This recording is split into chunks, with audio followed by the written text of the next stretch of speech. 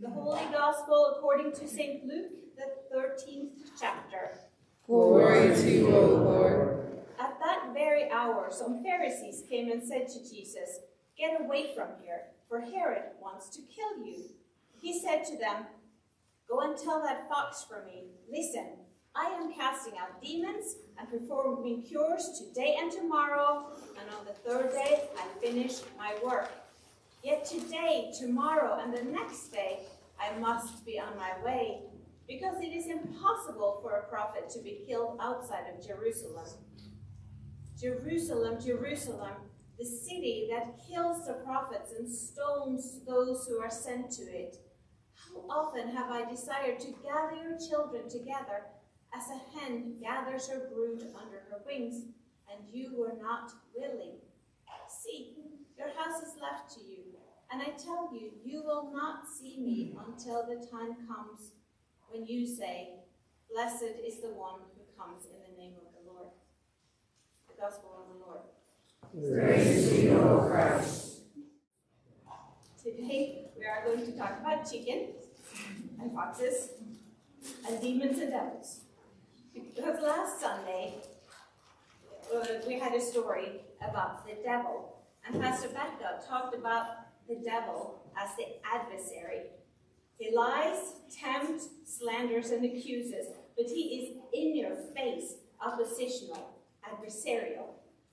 But today Jesus talks about demons, and it's a complicated history to that word, but it comes from a word that's related to tear through and throw apart.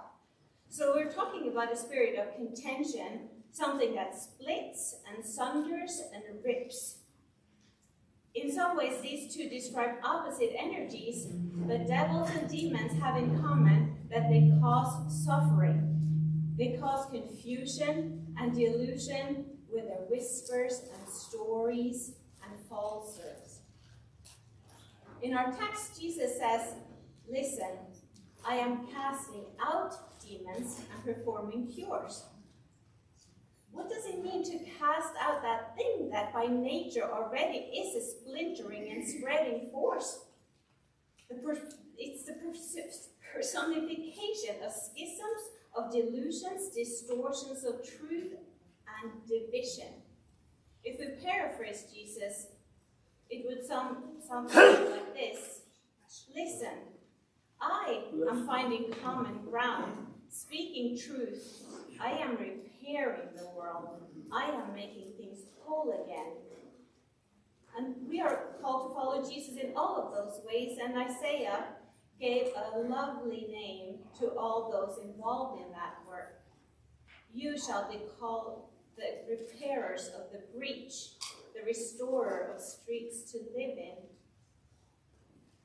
But did you know what prompted those words from Jesus? Concerned friends had just warned Jesus that Herod, who was the tetrarch, top Roman official in the area, was planning to get Jesus killed. These friends were urging Jesus to get away. "That fox," said Jesus. Maybe he said it in a frustrated way, "That fox," or incredulous, "That fox," or matter-of-factly, "That fox." But I think I'm leaning towards him saying it dismissively, "That fox," because he responds by essentially telling them that he has no time for foxes. He is going to be busy casting out demons, healing, repairing, and curing. He acknowledges the danger he's in. He knows what's going to happen when he arrives at Jerusalem for what we now call Holy Week. But he doesn't have time for foxes, even foxes that can really cause damage. Self-preservation is not even a consideration. "I must be on my way," says Jesus, finding common ground, speaking truth, repairing, and healing till his work is done. But before we move on in our story today, let's look at a time when Jesus did something very similar to what he's about to do. Jesus here is with a crowd of people who are asking him about John the Baptist. John the Baptist is already in prison, and Jesus praises John to the people as a great prophet. And we know the story of how John's ministry is just about to come to a very abrupt end. John has been speaking fearlessly and very directly to Herod, and John the Baptist ended up losing his head over those confrontations. Jesus never corrected John. In fact, he said, "Among those born of women, there has not risen anyone greater." So what Jesus does next is not to diminish or criticize John, but Jesus does not join John's project. What Jesus does is this. Jesus starts denouncing towns. Woe to Chorazin, woe to Bethsaida, woe to Capernaum. And today he says, Jerusalem, Jerusalem. That fox, he kills John the Baptist. He wants to kill Jesus. And Jesus' response is to put that back on all of us. You who, in other words, we who kill prophets and stone those who are sent, none of us can escape complicity. None of us is without sin. We can't help being part of the messiness of this world. As we earlier said in the confession, our lives do not always reflect God and God's love. We're not always compassionate and welcoming. We oppress and we squander God's abundance. Jesus convicts all of us and dismisses Herod as that fox. We know the prophets cry for justice, for fair treatment of regular folks in court, justice for farmers who lose their land to predatory practices, fair taxes and wages for the poor, and so forth. We know how the prophets express despise for the complacent and for the religious people who pay more attention to their piety than to the poor and hungry. Jesus counts us all, including Herod, here in that group. But as predictably as we fail to love, Jesus is predictably not deterred in his steadfast mercy. As soon as he has implicated us all, he says, "How often have I desired to gather your children together as a hen gathers her brood under her wings." I don't know who your fox is, but the epistle readers gives us a few signs. Many live as the enemy of Christ. Their God is the belly, say Paul and Timothy. Using a few more words than the text, it is fair to fill in the description. They're self-indulgent, use more than their share of resources, and hoard that which others need. Their glory is their shame, the letter says. Not at first glance an intuitive comment, but it is a classic turning of expectations, like the first shall be the last, and the last shall be the first. Flushing it out a bit, we might hear something like this.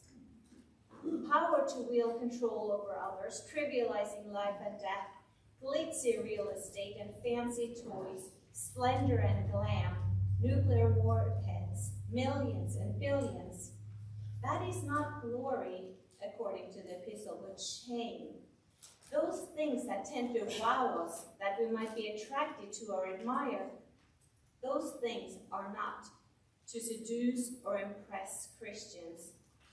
We are to see through the spectacle, straight through to the shame, delusion, and hollow lies. It doesn't matter who the fox is, judge, tetrarch, president, prime minister, king. As Christians, we are not following a fox. We are not a marching army with shining sword or armored tanks. We don't strive for domination. We don't leverage our strength for self-perpetuation or in ways that hurt and injure people and relationships. We don't tear through and throw apart. We are a community who say, we are the repairers of the breach. We rebuild streets to live in. We speak truth, find common ground, repair, heal, and make whole. And we go on till our work is done. We do not march under a banner symbolizing worldly might or tribal loyalty. We gather under the wings of Jesus. We take refuge under the wings of a Savior who speaks of salvation as a mother hen hiding us under her wing, even when we are threatened by a fox. Our salvation comes from him who showed what power truly is, nailed to a cross. He took on our infirmities and brokenness. He took on devil and demons. He took on death, and he won. His kingdom is not of this world. His glory is our flourishing in this life and the next. The lamb, the mother hen, self-sacrificing and protecting. That is how power, strength,